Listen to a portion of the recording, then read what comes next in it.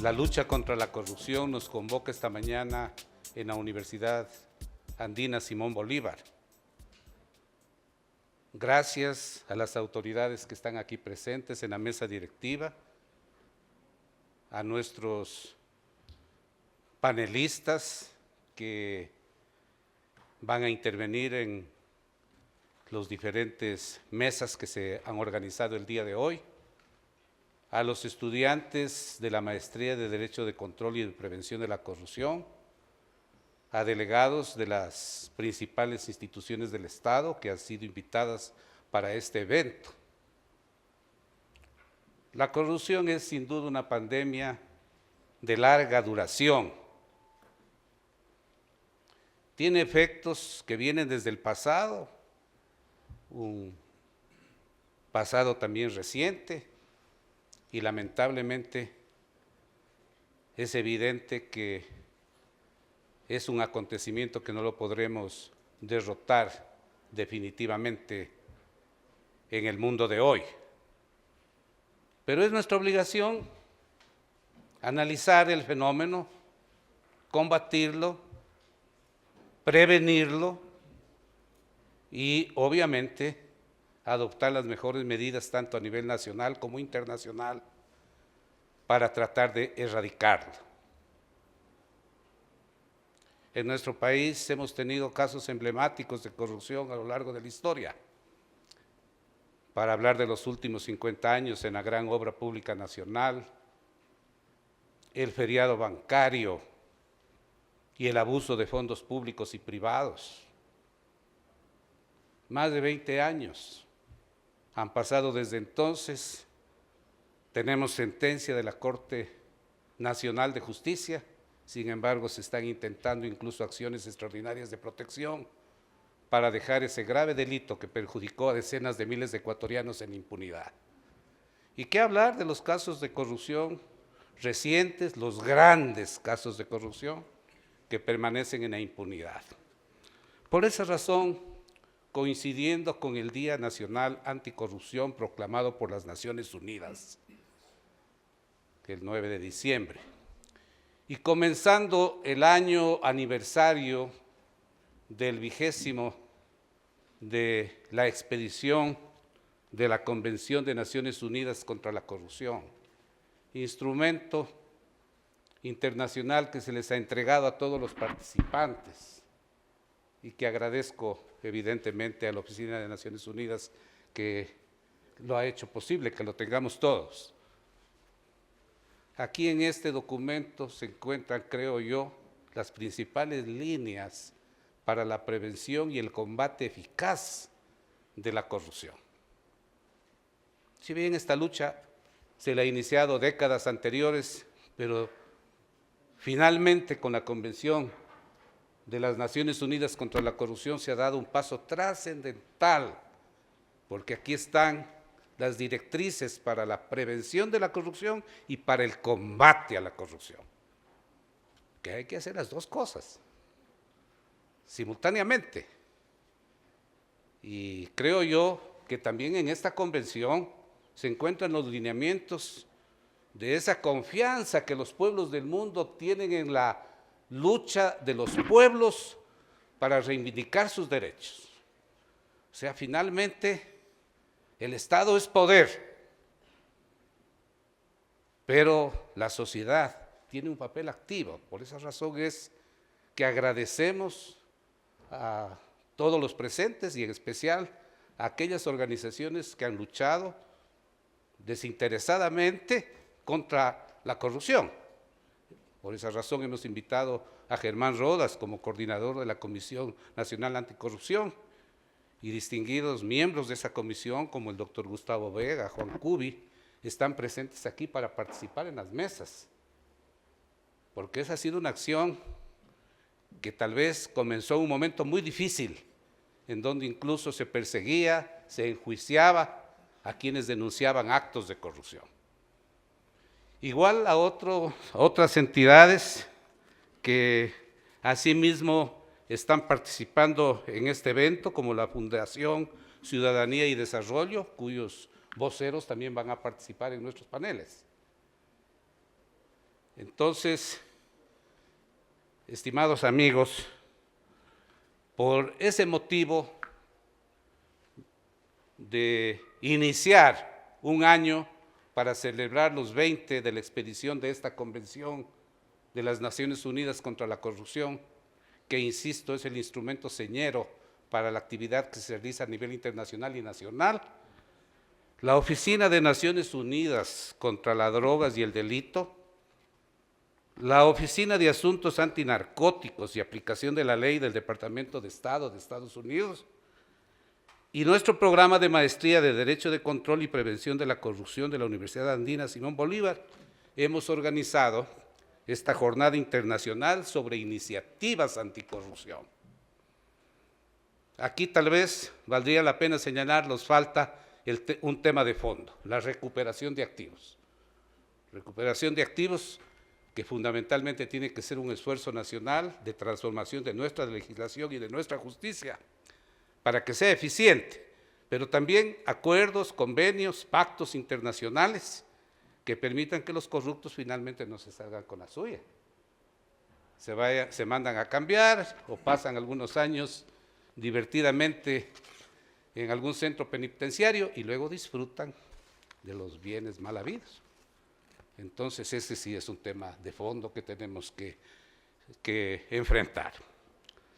En esta sesión inaugural invitamos primero al señor rector de la Universidad Andina Simón Bolívar a que instale esta jornada académica, porque nuestro centro de estudios ha sido tal vez uno de los primeros en Ecuador y en América Latina en crear justamente una especialización primero y una maestría en Derecho de Control y de Prevención de la Corrupción, que yo creo que debe ser emulado o debe ser replicado también por nuestras universidades del país, porque tenemos que formar especialmente a los profesionales, a los funcionarios y en general a la ciudadanía, porque esta lucha contra la corrupción es un compromiso de todos. Señor rector, por favor.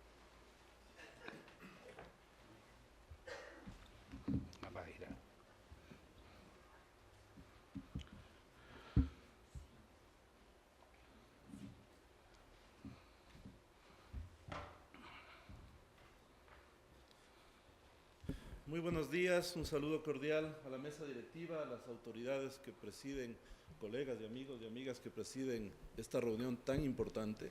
Un saludo también a ustedes muy cálido, distinguidas autoridades que luchan contra la corrupción, autoridades universitarias, profesionales, delegados de organizaciones que están muy identificadas en esta lucha tan necesaria contra la corrupción, colegas de la Casa de Estudios, estudiantes. Les doy la bienvenida a este acto, a este evento, que es de singular importancia.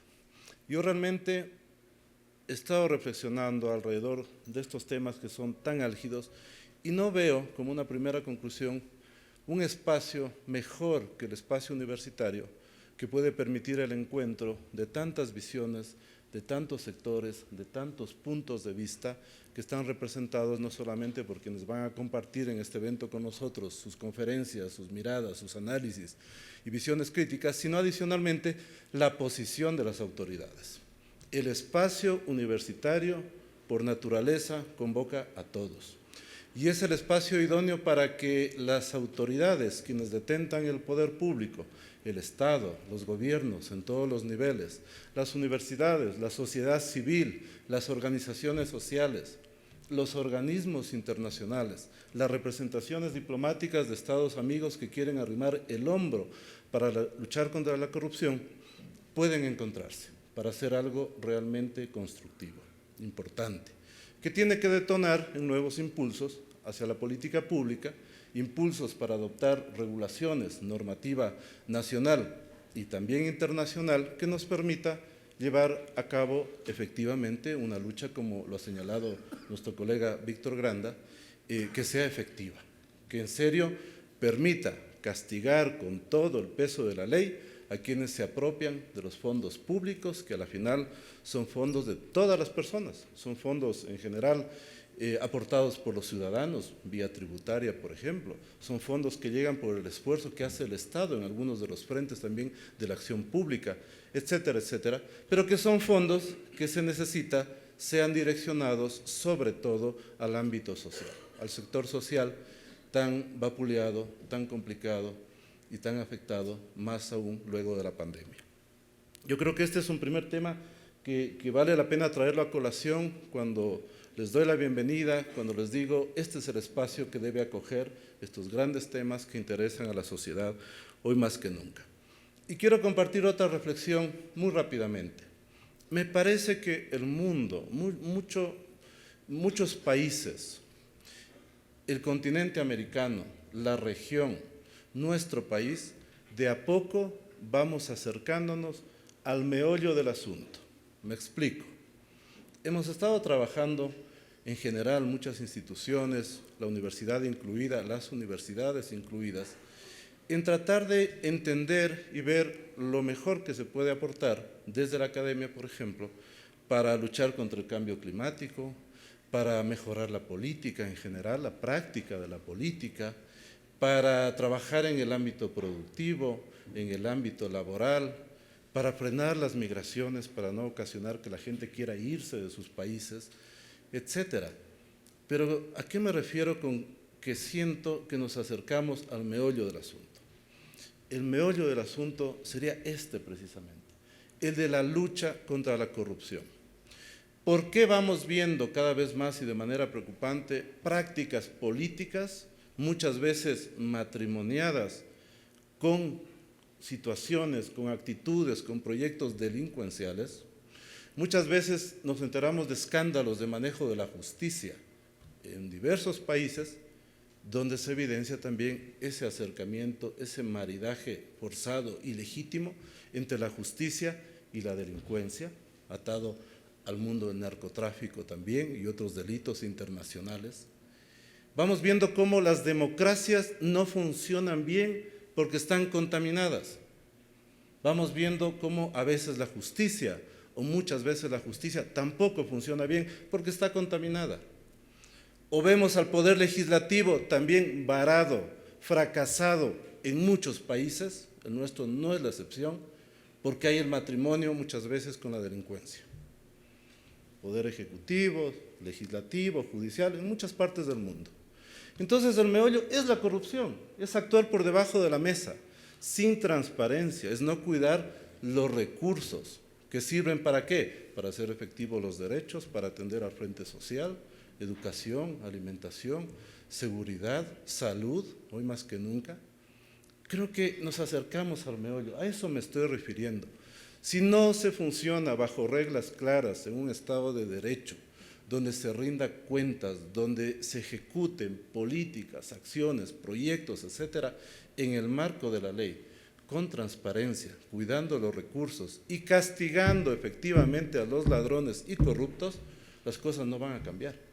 Ese es el meollo del asunto. Me parece que es uno de los temas que precisamente ahora tenemos que activarlo, combatirlo, de tal manera que en serio podamos seguir construyendo un país, una región, un mundo mejor, de progreso, de dignidad, de derechos, donde los jóvenes además se quieran quedar. Hay estudios en nuestros países que develan que más del 60%, más del 80% de jóvenes de colegio no ven la hora de irse de sus países porque no ven futuro en sus países. ¿Qué estamos haciendo al respecto? Creo que esta ocasión, esta reunión, este compromiso que compartimos conjuntamente puede ayudar en ese sentido. Pero hay que combinarlo con esfuerzos desde diferentes espacios. Hay que convocar a toda la sociedad, pedir que se movilice la universidad, poder público, autoridades, embajadas, organismos internacionales, etcétera, para hacer un frente común. Contra esto que les digo, lo voy viendo como el meollo del asunto, en el mundo, no solamente en el país o en la región. Así que yo quería compartir en esta apertura estas dos reflexiones. Creo que van a tratar muchos otros temas muy importantes en el programa que se ha diseñado, que va a ser ciertamente muy productivo. Quiero decirles pues, que nuestra universidad está comprometida en este trabajo. Hoy ratificamos nuestra política de puertas abiertas para luchar, para caminar, para proponer, para mirar críticamente y para apoyar iniciativas de todos los espacios que en serio traten de combatir los grandes males de la sociedad. La universidad también está para eso. Así que quiero ratificar aquello, desearles el mejor éxito en estas jornadas y decirles que esta pues no sea la primera y la única vez que nos encontremos para trabajar sobre estos temas tan importantes, sino que esto más bien, la ocasión de hoy, abra la vía para nuevos proyectos, nuevas reuniones que de suyo serán muy productivas para el país y para la sociedad en general. Bienvenidos, bienvenidas pues y muchas gracias.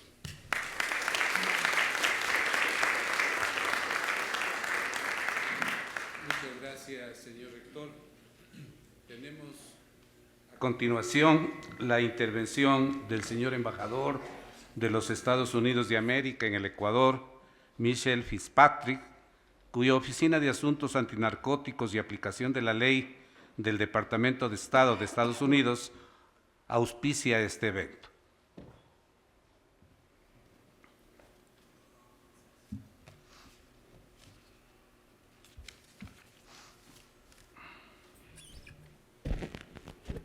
Muy buenos días a todos, damas y caballeros. Muchísimas gracias por estas primeras observaciones y reflexiones por parte del canciller César Montaño y del director Víctor Granda. Gracias también por la universidad, por la colaboración y esta oportunidad representada en este taller. Bienvenidos a todos. Gracias también. Quisiera reconocer la participación de todos los miembros de la mesa directiva, de los panelistas, de Candice Welch de las Naciones Unidas, representantes de varias instituciones del Estado ecuatoriano, miembros de la prensa, todos, muchas gracias por asistir, por compartir con el rector estas palabras. Gracias por este contexto, por mis palabras hoy día. Perdóname con anticipación por extenderme un poquito sobre un tema tan importante hoy día. El presidente de los Estados Unidos, Joe Biden, ha manifestado que la corrupción es un cáncer que carcome la fe de los ciudadanos en una democracia. La corrupción deteriora la justicia porque los ciudadanos pierden la confianza en sus resoluciones. Hace un año, casi exactamente hace un año, fue algo de noticias aquí en este país cuando yo mencioné en voz alta un tema que ya hablaba muchas personas, pero solamente en voz baja, narcogenerales. Fue hace un año. Bueno, aquí le comparto otras noticias hoy día, pero usando palabras distintas, pero el mismo concepto del rector hace un par de minutos. Pero aquí hay otro titular, que no es nada de sorpresa por la gran mayoría de ciudadanos, de los seres honestos de este país y de mi país también. La corrupción puede transformar una de las funciones más relevantes del Estado de Derecho en algo irrelevante.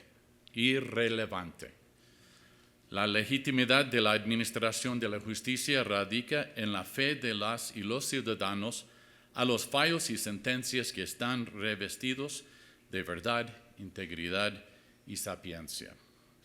Pero cuando estos fallos dejan de administrar justicia y se transforman en un mero ejercicio burocrático, o peor, un camuflaje para proteger a narcos, a matones o a sus testaferros pagados para lavar su cara, su plata, su imagen pública, la justicia pierde relevancia y por lo tanto se deja de creer en ella. Ecuador ahora vive un momento complejo, un momento en que la verdad como valor clave de la convivencia pacífica en una sociedad democrática corre el riesgo de quedarse en el olvido. Lo que sucede ahora en Esmeraldas y Guayaquil es un reflejo de los tiempos difíciles que vive en el país. Permítame unas estadísticas. Según la Policía Nacional, La tasa de muertos violentos en zona 8, o sea, en Guayaquil, San Borondón, Duale y Durán, en los primeros 11 meses del año 2019, hace 3 años, estaba parecida a la tasa nacional, alrededor de 8 muertos violentos por cada 100,000 habitantes anualmente hablando. Bastante bien en términos nacionales globales. Y en los primeros 11 meses de este año en zona 8, más de 42 muertos violentos por 100,000 habitantes. O sea, más de 5 veces más alto en solamente 3 años. Y en Esmeraldas, la tasa de este año de homicidio en Esmeraldas en los primeros 11 meses bordea 74 homicidios por cada 100,000 habitantes. A modo de comparación, en 2021, solo 2 ciudades en mi país, en los Estados Unidos, un país con más armas letales que ciudadanos y una cantidad incontable de masacres escalofriantes de inocentes. Nosotros solo tuvimos 2 ciudades en mi país que tuvieron tasas de homicidio superiores a 40 por 100,000 habitantes. Otra vez, Esmeralda, 74, y en zona 8, 42 este año. Estas cifras locales son claras. Estas cifras de Guayaquil y Esmeraldas han superado las tasas nacionales de homicidio más altas de las Américas, registradas en 2021, más que tasas nacionales de Venezuela, Jamaica y Honduras. Una de las razones principales de estos sorprendentes aumentos en los asesinatos es porque el gobierno está incautando cantidades enormes de drogas ilícitas pasando por el país. Obvio. Ha subido enormemente. Han tenido muchos éxitos acá y hay una reacción. Hace unos pocos años Ecuador incautó quizás 50 toneladas al año. Pero en el último año Ecuador agarró casi 5 veces más. 5 veces más en un país que no produce cocaína. Es el país número 1 de tránsito de drogas en el mundo quizás. Y los carteles ahora están peleando entre ellos por control de las rutas, de los puertos, de las cárceles y de la justicia. Si bien es cierto que la gran mayoría de los homicidios en zona 8, por ejemplo, más de 80% según la Policía Nacional, más de 80% están vinculados directamente con el narcotráfico. Pero esto no significa que los muertos no han sido enjuiciados por una corte de ley. Tampoco significa que no son ciudadanos de este querido país o que no dejan familias heridas, padres y madres en luto. La impunidad es uno de los factores que alimenta la llama de la violencia y la corrupción. Un ejemplo de esto es el atentado terrorista sucedido en Cristo de Consuelo, Guayaquil. ¿Se acuerda de esto? A las 2 de la mañana, el domingo 14 de agosto, en este barrio de personas dignas, pero de escasos recursos en Guayaquil, se registró una explosión de gran magnitud. Destruyó varios edificios. 5 personas murieron, 17 personas resultaron heridos. Y a pesar de ser un hecho ampliamente publicitado, es uno de los casos más claros de la impunidad. Porque hasta la fecha, hasta hoy, no hay ninguna persona sancionada. Una muestra más de las fallas colectivas del sistema de justicia. La impunidad en el crimen transnacional organizado y la corrupción es grande en todas partes. El crimen organizado y la corrupción toma ventaja de jurisdicciones donde la institucional está en construcción, porque les garantiza la impunidad. Para reducir la impunidad, los poderes judiciales de varios estados deben trabajar en compartir información al nivel internacional y comprometerse a cooperar entre ellos, y rápidamente, porque la justicia demorada es la justicia negada.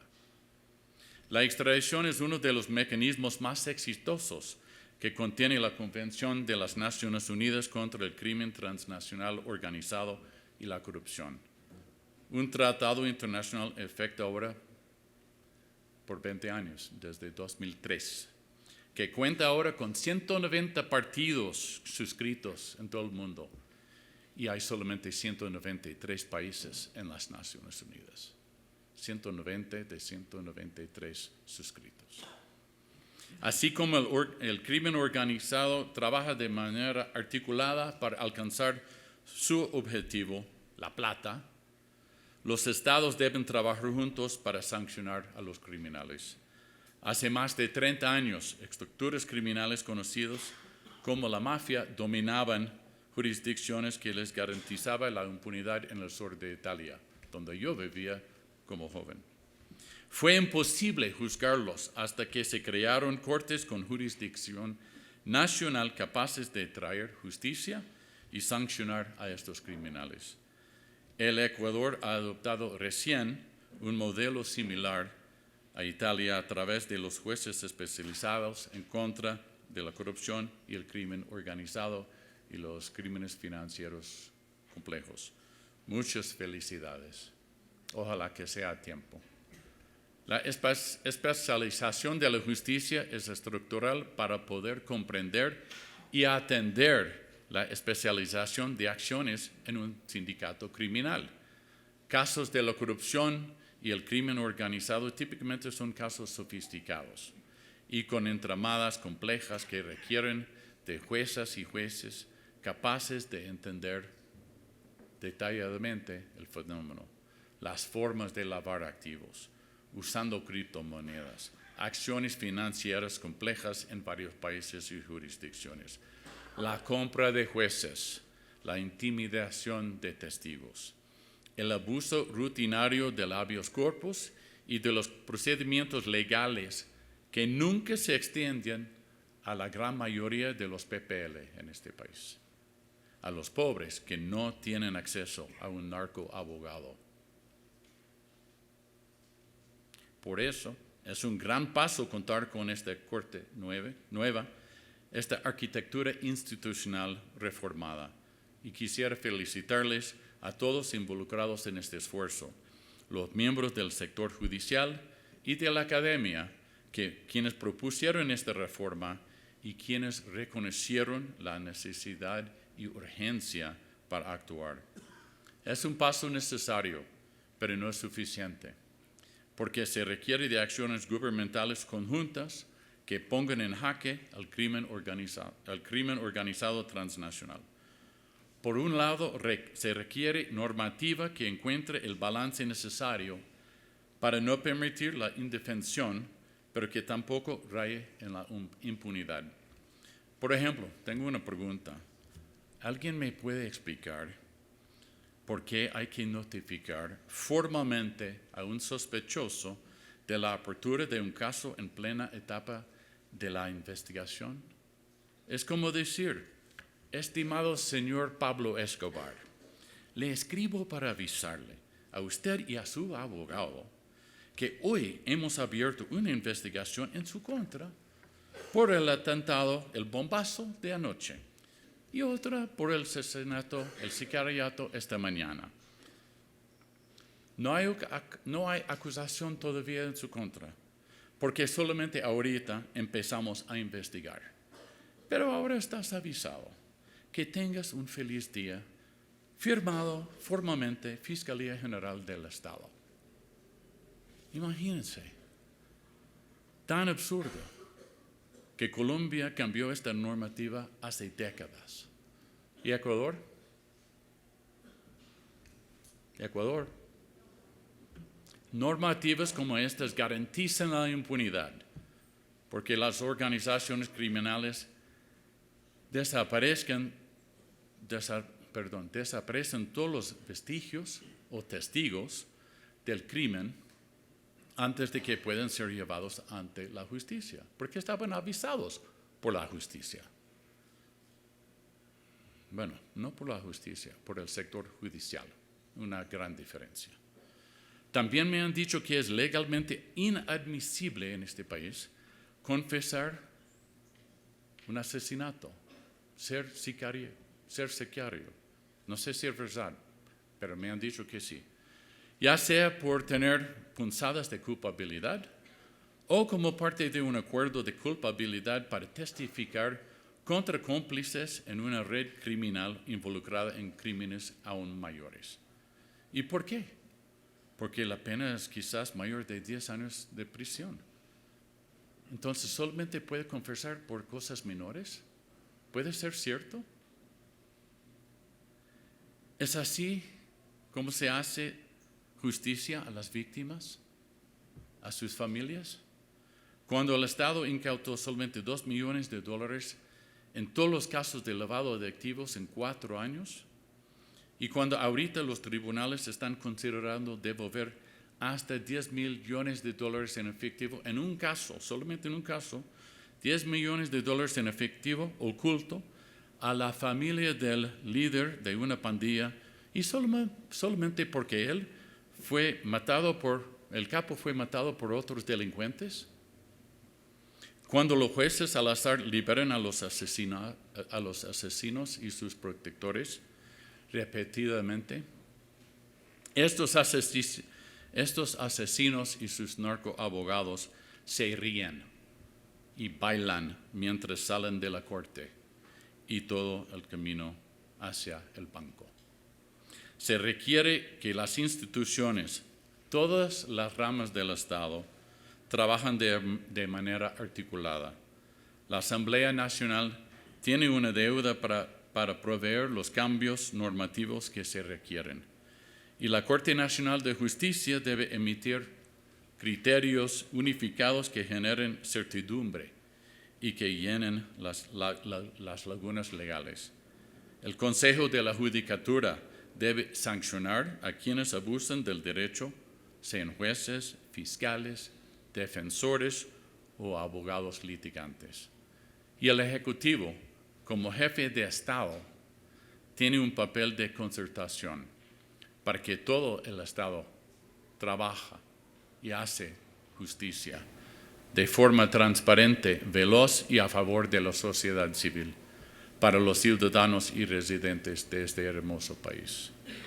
Para traer justicia, real justicia, y no solamente procesar el papeleo desde la bandeja de la entrada a la bandeja de la salida, escribiendo decisiones lindas y largas que nadie va a leer. Se requiere dejar de trabajar en las minucias legales y empezar a atender el fondo de los casos, donde se sancionen a los culpables y mandan los inocentes a sus casas. Para sintetizar, la lucha contra la corrupción y el crimen transnacional se traduce en una simple fórmula matemática. Información más integridad más procesos adecuados es igual a menos impunidad y menor indiferencia. Es igual a más justicia, menos violencia y más paz social. La corrupción afecta el futuro para todos y está en nuestras manos generar un cambio de verdad. En colaboración con varias instituciones del Estado ecuatoriano, la justicia norteamericana, independiente como es, ha sancionado civil y penalmente a personas involucradas en actos de la corrupción con nexos con mi país. Así como el Ejecutivo ha revocado las visas de cientos de personas involucradas en estas actividades delictivas en conforme con nuestras leyes. En las formas que el sector judicial ecuatoriano desea colaborar con nosotros en la lucha anticorrupción, antiviolencia y contra las redes transnacionales, cuenta con nosotros como aliados en capacitación, equipamiento y colaboración activa en casos internacionales. Hacemos nuestra parte. El Ecuador requiere sentar cimientos fuertes y duraderos para asegurar que el sistema de justicia cumpla con su misión fundamental: Al no ser así, perderá su relevancia y vigencia en las vidas de 18 millones de habitantes. Y la única ley que opera en este caso será la ley de la selva. Y todos sabemos cómo es esto y nadie quiere eso. Muchísimas gracias.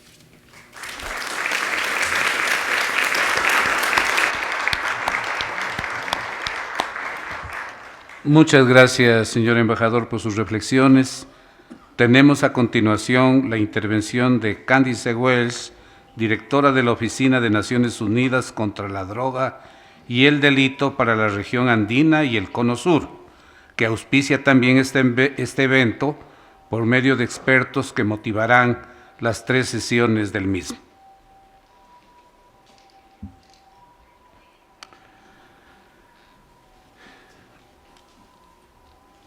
Muy buenos días.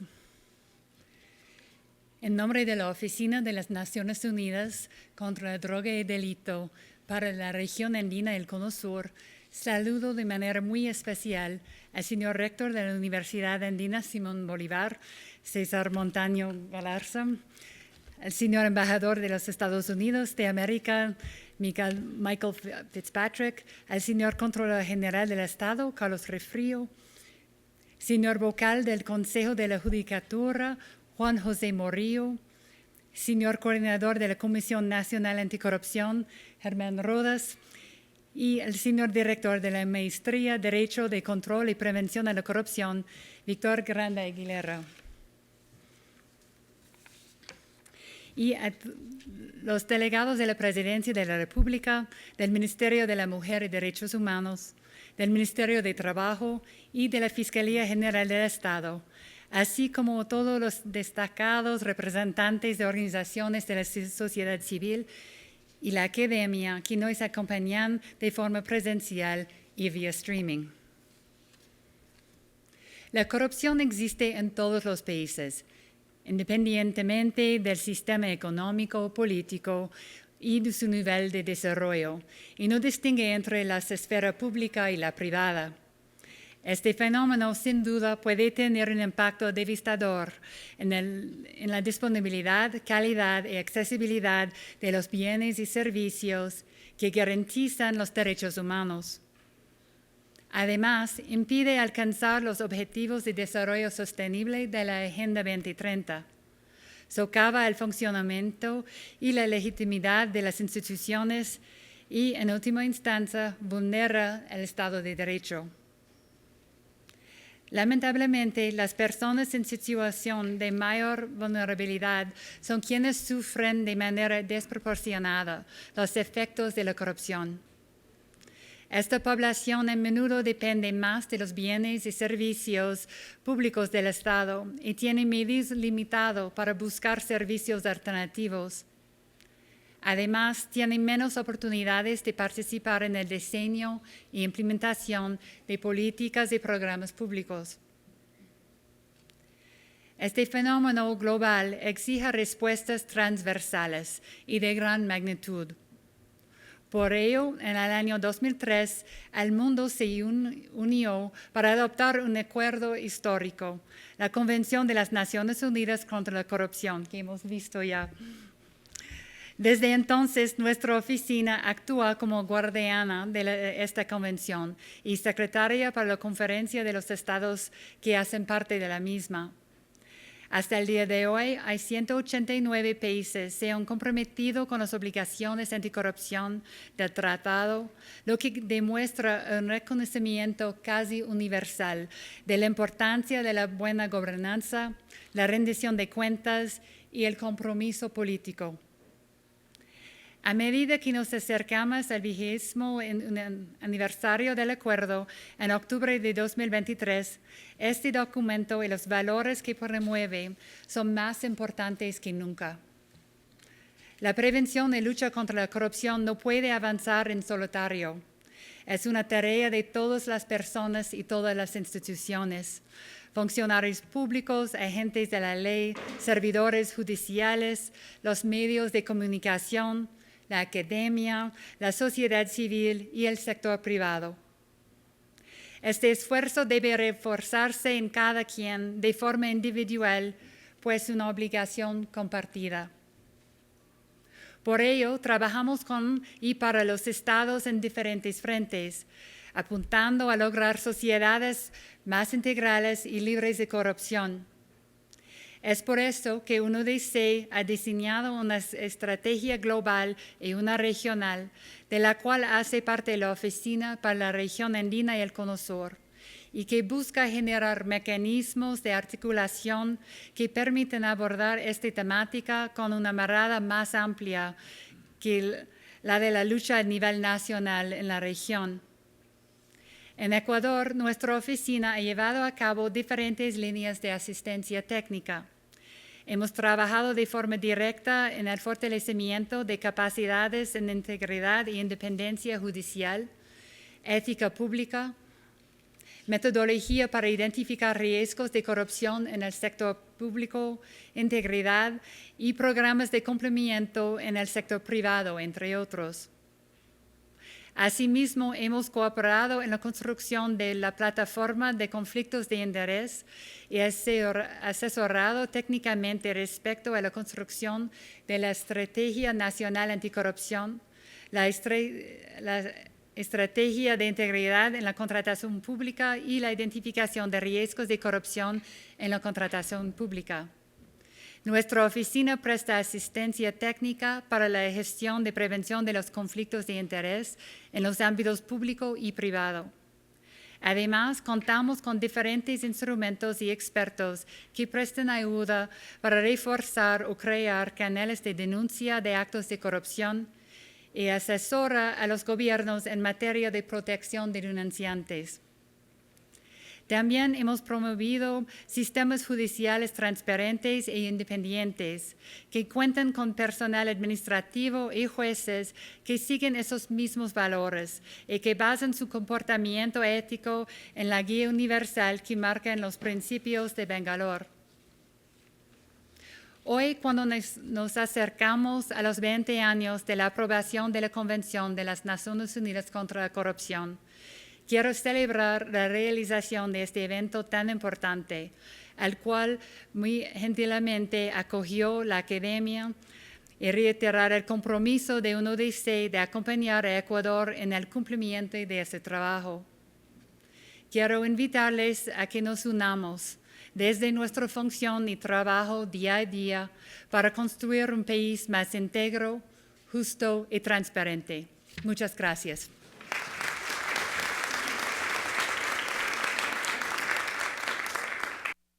Muchas gracias, señora directora de la Oficina Regional de Naciones Unidas contra la Droga y el Delito. Agradezco la presencia en esta mesa directiva del señor Contralor General del Estado, Carlos Riofrío. Invitamos también a esta mesa al doctor Iván Saquicela, presidente de la Corte Nacional de Justicia, y al doctor Fausto Murillo, presidente del Consejo de la Judicatura, que lamentablemente no han podido estar presentes por un compromiso internacional. Vamos a escuchar ahora las palabras de Germán Rodas Chávez, coordinador de la Comisión Anticorrupción, entidad social señera en esta lucha en los últimos años en nuestro país.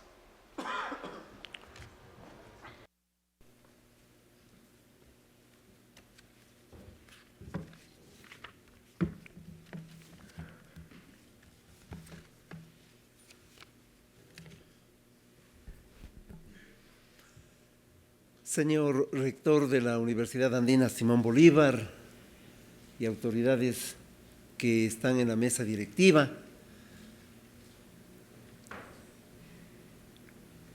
público en general, estudiantes de la maestría en Derecho de Control y Prevención de la Corrupción, profesores de esta institución tan querida para mí, público en general, queridos compañeros Gustavo Vega y Juan Cubi, compañeros miembros de la Comisión Nacional Anticorrupción. La lucha contra la corrupción es una forma de vida que debemos asumir en un momento determinado cuando descubrimos que los recursos del pueblo son utilizados, asaltados por aquellos que depredan, por lo tanto, estos recursos, generando mayor miseria en una condición estructural como la que vive el país, que no permite que exista atención en salud, en medicamentos, en vivienda, en educación, en el pago de la deuda al IES, solo por señalar algunos aspectos que el Estado le debe a el servicio de la comunidad. Pero además es una bofetada sobre la conciencia de todos los ecuatorianos en este caso, porque a nombre del ejercicio del poder público hay élites que efectivamente han asaltado la estructura del poder ya en actos de corrupción y han utilizado el poder para su beneficio individual o de los grupos hegemónicos que les han impulsado en estas carreras de la llamada democracia formal. La Comisión Nacional Anticorrupción nació en el 2015 del seno del movimiento social ecuatoriano, del seno de los trabajadores, indígenas, campesinos, gremios de ingenieros, médicos, arquitectos, constructores, cámaras vinculadas a la actividad comercial, etcétera, porque era indispensable enfrentar y decir aquello que no se decía y se mantuvo en absoluta olvido cuando se ejerció el poder político por parte de un gobierno que pretendió además vender en otro acto de corrupción la existencia de una construcción ideológica que supuestamente la tenía cuando en realidad no era aquello. Otra forma de corrupción, es decir, el asalto de las ideas y el asalto de los conceptos que corresponden a organizaciones de seriedad y de la lucha vinculada a la estructura social ecuatoriana y de la lucha de los sectores populares fundamentalmente. Esta ha sido una comisión que se ha nutrido con la presencia de importantísimos valores de ética y de prestigio en la vida nacional. Yo voy a recordar a 4 de ellos que no nos acompañan más en la vida porque partieron. Jorge Rodríguez Torres, María Arboleda, Julio César Trujillo y hace poco Isabel Robalino.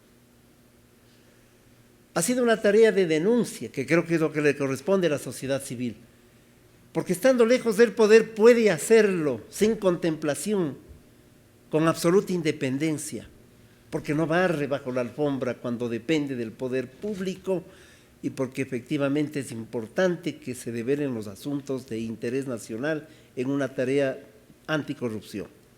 Ese es un elemento clave de la estructuración de esta comisión y de su lucha, al margen del poder y con independencia del poder. Tampoco hemos hecho de la lucha anticorrupción un instrumento de persecución ideológica. Hemos perseguido delitos. Y al hacerlo así, es evidente que estamos al margen de esto que significa la persecución ideológica que en algunas latitudes latinoamericanas han ocurrido y ocurren todavía. Creo que un elemento importante también en nuestra gestión ha sido el identificar que el problema no es de la última data, que es un problema estructural en el país y que siendo un problema estructural hay que enfrentar al menos desde lo que se denominó el retorno a la democracia en el 79 del siglo pasado, porque a lo largo de los regímenes desde ese entonces acá, más o menos y en algunos casos con agudeza absoluta, hemos podido encontrar que ciertamente ha habido un manejo inadecuado, por ejemplo, cuando se produjo, entre otras cosas, el feriado bancario, aquellos que fueron los que idearon el feriado y aquellos que generaron el feriado bancario que costó vida y sangre a centenares de familias, miles de familias ecuatorianas.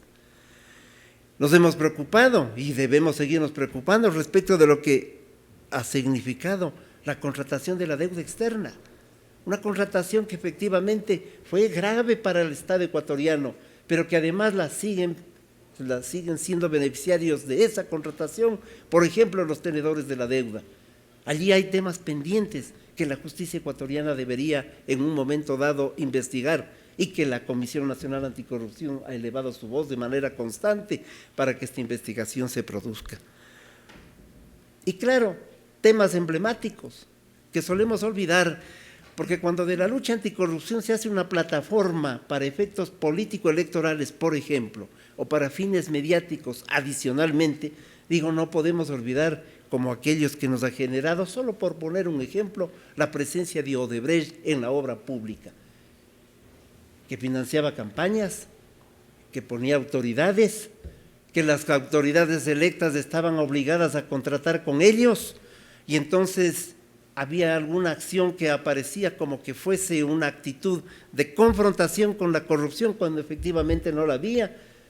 Y estoy pensando en voz alta el retorno de Odebrecht con Manduriacu, un tema que todavía nadie lo ha tratado, ni siquiera en la Fiscalía, a pesar de que nuestra insistencia, que fue la forma como retornó Odebrecht al Ecuador y generó la construcción de una hidroeléctrica con el 82% del sobreprecio. Próximos a inaugurar el municipio, el metro de Quito, que nos satisface a los quiteños, yo creo que al país, que aquello ocurra, pero próximos a inaugurar, volvemos y debemos nuevamente a insistir en la presencia de Odebrecht. Allí hay uno de los dolos más graves en la construcción del metro de Quito. Yo este escenario lo aprovecho de la mejor manera y con absoluto respeto para volver a señalar y denunciar que vamos a inaugurar una obra con un sobreprecio extraordinario, con una complicidad a tiempo cabal de quienes han sido autoridades en la vida municipal, que no han hecho absolutamente nada para frenar este tema, y que la existencia de un convenio entre Acción, una empresa española, y Odebrecht en el Ecuador ha permitido que se produzca este asalto, que hay que decirlo y que hay que enfrentarlo, pero que el metro es indispensable y que fue una obra que se concibió como necesidad de circulación de la ciudad. Desde luego que sí, es válida este hecho, pero no nos vamos a quedar en el tema, en ese viejo dicho ecuatoriano, con que hagan obra no importa que asalten. Aquí que hagan obra porque necesitamos la obra, pero tenemos que impedir el asalto.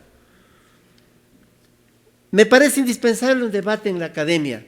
Felicitaciones al doctor Víctor Granda Aguilar, quien dirige la maestría en Derecho de Control y Prevención de la Corrupción, por incorporar en la academia, en esta universidad además tan plural, de puertas abiertas para el debate y comprometida con la sociedad ecuatoriana, comprometida con el sentimiento de defensa de los fundamentales derechos e intereses de la comunidad, para que se debatan y se traten temas fundamentales que en otros lugares a lo mejor no se lo hacen. De tal suerte que no solamente que felicito la gestión de Víctor, sino de la universidad en su conjunto, sino que les planteamos desde la Comisión Nacional Anticorrupción la necesidad de ampliar estos espacios también a la comunidad. Talleres abiertos, cursos abiertos que me parecen importantes, porque la lucha contra la corrupción es una forma de aprender, de asimilar, de retomar las ideas fundamentales de la comunidad para poderlas enfrentar. Brevemente revisaba el tema de la Convención de las Naciones Unidas contra la Corrupción y en su artículo 33 el tema de la protección de los denunciantes. Esta ha sido una acción permanente de la Comisión para exigir que, por ejemplo, en el Congreso Nacional se apruebe, en la Asamblea Nacional se apruebe una norma de esta naturaleza. Nosotros vivimos a diario la persecución, ya estamos curtidos, y a lo mejor hasta porque ya pintamos las canas que pintamos, ya no nos importa, porque podemos estar más cerca al más allá que al más acá. Pero hay mucha gente que denuncia y que retira la denuncia o que juega a denunciar y a no hacerlo porque va a ser víctima de la persecución. La defensa del denunciante es fundamental. Estoy pensando en aquellos empleados honestos de este país, en los servidores públicos y privados que quieren hacer esta denuncia frente a los actos colusorios de sectores públicos y privados para arrebatar los recursos del país, los recursos económicos del país. De tal manera que hay temas pendientes, como los hay el hecho de que pidamos explicaciones a las autoridades, incluidas de la Fiscalía, ¿por qué el caso del señor Bravo o el caso del señor Glass han quedado tan fácilmente fuera de la cárcel cuando no se les acusó por la causa fundamental que era el peculado? Hemos insistido aquello frente a la fiscal, lo ha hecho la Comisión Nacional Anticorrupción en una visita que le hicimos hace algunos meses, estuvimos todos los miembros, y le dijimos es necesario trabajar en el tema del peculado, porque cohecho y asociación ilícita, es decir, tener malas compañías, si bien generó lo que ha generado, también ha provocado la prelibertad, que se manipula además en este país con jueces de alquiler, que como se ha señalado aquí, la justicia termina siendo una especie de un puente y un factor en esta ecuación de la impunidad. Todos estos elementos seguramente ustedes nos van a dar luces, cómo tratarlas, cómo enderezar las opiniones, mientras nosotros seguimos asumiendo este compromiso de la denuncia, que no le cuesta al Estado ecuatoriano ni al sector público un centavo, porque es una voluntad asumida como compromiso de conducta ética y de responsabilidad social. Yo quisiera concluir esta intervención deseándoles suerte y lo mejor de los éxitos en estas tareas y trayendo un mensaje, una frase que creo que le mueve a la comisión y a mí, al menos personalmente, dicha por este gran cubano José Martí. El verdadero hombre no mira de qué lado se vive mejor, sino de qué lado está el deber. Muchas gracias.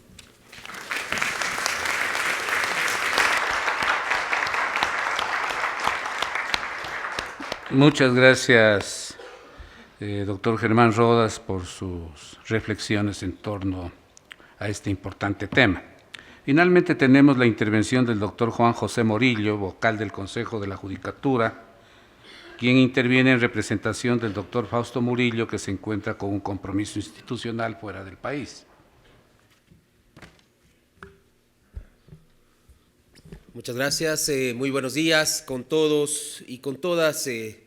Doctor César Montaño Galarza, rector de la Universidad Andina Simón Bolívar, señor embajador de los Estados Unidos, Michael Fitzpatrick, Candy Wells, directora de la Oficina de Naciones Unidas de Droga y Delito para la región andina y Cono Sur, señor doctor Carlos Río Frío, Contralor General del Estado, doctor Víctor Granda, director del programa de Maestría de Derecho de Control y Prevención de la Corrupción y Universidad Andina Simón Bolívar, señor doctor Germán Rodas, coordinador de la Comisión Anticorrupción, señores expositores internacionales, investigadores, docentes de la Universidad Andina Simón Bolívar, estudiantes, señores medios de comunicación y público en general.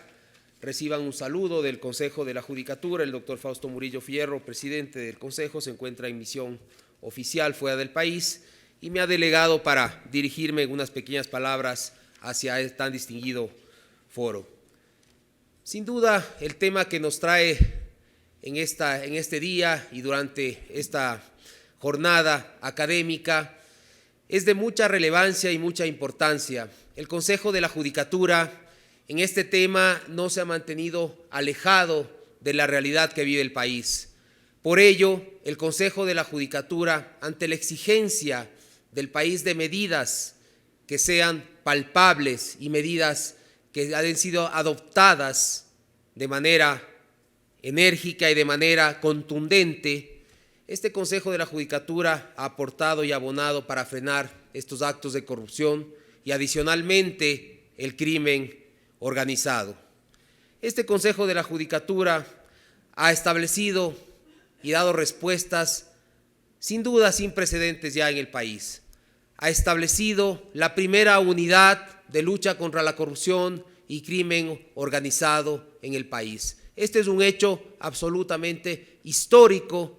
Ya ha determinado 14 jueces y juezas especializados en esta materia. Acabamos ya de hacer la posesión de estos jueces y la designación.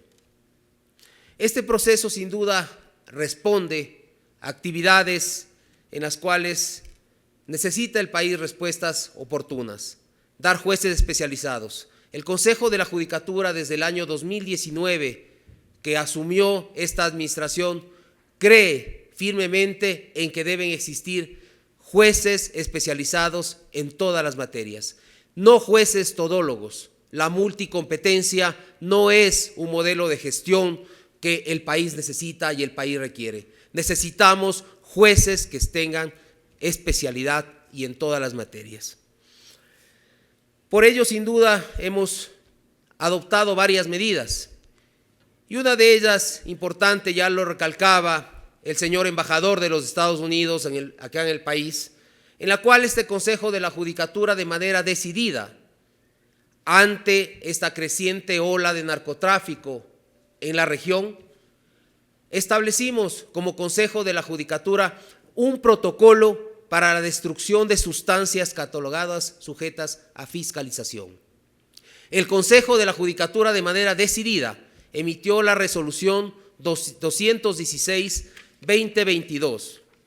Con esto, este protocolo se permite normar todo este procedimiento para el depósito y destrucción de estas sustancias sujetas a fiscalización que se encontraban en poder de la Policía Nacional y de la Subsecretaría de Control y Administración de Sustancias sujetas a fiscalización.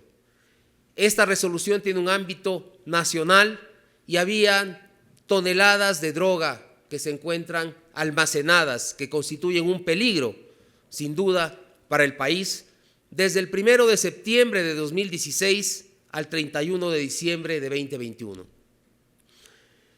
Esta resolución se estima que podemos alcanzar hasta fin de este año la destrucción de 30 toneladas de droga que se encontraban almacenadas en los diferentes acopios. Adicionalmente, creo que el Consejo de la Judicatura ha impulsado y está impulsando reformas legales a fin de lograr transparencia dentro de la función judicial. Bajo esta circunstancia impulsó una reforma legal y fue aprobada el 20 de diciembre de 2020, en la cual establece que el Consejo de la Judicatura liderará los procesos de justicia abierta en el país. Bajo esta circunstancia, es importante y misión para este Consejo de la Judicatura el promover la co-creación de la política de justicia abierta en el país, basada en principios rectores de transparencia, participación y colaboración. Con ello, hace 2 meses hemos adoptado la resolución en la cual establecemos una mesa, un mecanismo de coparticipación con varias entidades e inclusive la ciudadanía, en la cual nos permitirán entregar insumos claros y, como he dicho dentro del Consejo de la Judicatura, no son datos que quiere el Consejo de la Judicatura exteriorizar, no. Debemos recoger lo que la ciudadanía necesita saber en relación a justicia abierta y datos que necesita conocer a fin de poder establecer una verdadera política pública dentro del país en el sistema judicial. Así también hemos impulsado la aplicación del Código de Ética de Función Judicial a servidores y trabajadores que integran en relación al fomento de principios y valores para prevenir la práctica de conductas de corrupción que deriven en este flagelo y fomenten la transparencia, integridad y eficiencia. Es necesario, sin duda, continuar reforzando estas medidas adoptadas, implementando nuevos mecanismos que sean necesarios e innovadores para combatir la corrupción. Es aquí donde debemos volver nuevamente los ojos hacia esa educación y la formación en valores, que son únicas medidas que garantizan que la corrupción pueda ser combatida eficientemente desde la propia cultura y ética profesional y personal a cada individuo. El Consejo de la Judicatura, ahora más que nunca, ha volcado sus ojos hacia la academia. Hemos firmado más de 30 convenios nacionales e internacionales con la academia. Recuerden, hemos heredado como Consejo de la Judicatura procesos de selección de juezas y jueces. Como siempre he manifestado, existen más administradores de justicia que están en la línea correcta. Sin embargo, creemos que este Consejo de la Judicatura, a través de la Escuela de la Función Judicial, debe hacer constantemente procesos de formación y procesos de capacitación, y aún más en el tema que nos ha traído hoy en este día. La corrección, la igualdad, la competencia y la diligencia, hoy más que nunca, deben ser, sin duda, la garantía de un accionar judicial que destierre cualquier posibilidad de un acto de corrupción en la función judicial. Por ello, los mecanismos que fortalezcan y consoliden estos valores constituyen, sin duda, esfuerzos absolutamente válidos y significativos en contra de la corrupción, y que serán apoyados e impulsados por este Consejo de la Judicatura, que ratifica, sin duda, su voluntad de no descansar en cualquier esfuerzo que signifique mejorar la administración de justicia en el país. De ahí mi agradecimiento profundo y fraterno a la Embajada Americana por todos los esfuerzos y todo el apoyo que ha dado al Consejo de la Judicatura, a la Comunidad Europea por todo el apoyo y esfuerzo técnico que han dado al Consejo de la Judicatura, y a los demás organismos internacionales que han sabido, de alguna manera, en este caso, paliar esa crisis económica, y recordar que este Consejo de la Judicatura no tiene los 500 millones de dólares de presupuesto que tenían las administraciones anteriores. Este Consejo de la Judicatura tiene 350 millones de dólares asignados al presupuesto general para un año, de los cuales el 96% está destinado a pagar a servidores, salarios de servidores judiciales. Este 4% que le queda al Consejo de la Judicatura, hemos sabido paliar y afrontar estos ya casi 4 años de gestión. No es por parte del Consejo de la Judicatura indolencia hacia sus servidores judiciales. No es por parte del Consejo de la Judicatura una mala administración. Es hacer esfuerzos enormes, y por ello reiterar mi agradecimiento a los organismos internacionales que han sido consecuentes con el país y poder apoyar. Y por ello nuestra consecuencia para luchar de una manera absolutamente decidida contra esas bandas organizadas, contra el crimen transnacional. Eso ha caracterizado al Consejo de la Judicatura. Estos narcogenerales o narcojueces que ha manifestado el señor embajador, pues tendrán que responder ante la justicia, y tendremos como Consejo de la Judicatura también responder ante el país a fin de que exista una verdadera justicia y no exista impunidad. Muchísimas gracias, buenos días a todos y a todas.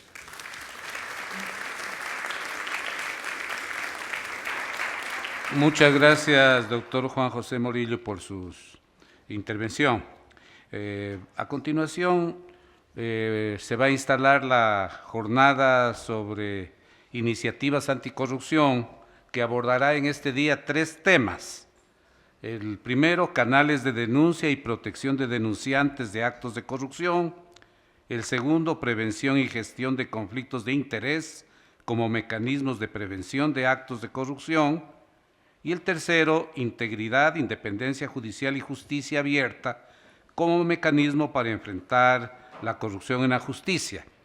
Los 3 paneles estarán motivados por intervención de expertos de Naciones Unidas. Muchas gracias por la colaboración. Y en los paneles participarán autoridades del Estado, académicos y voceros de la sociedad civil.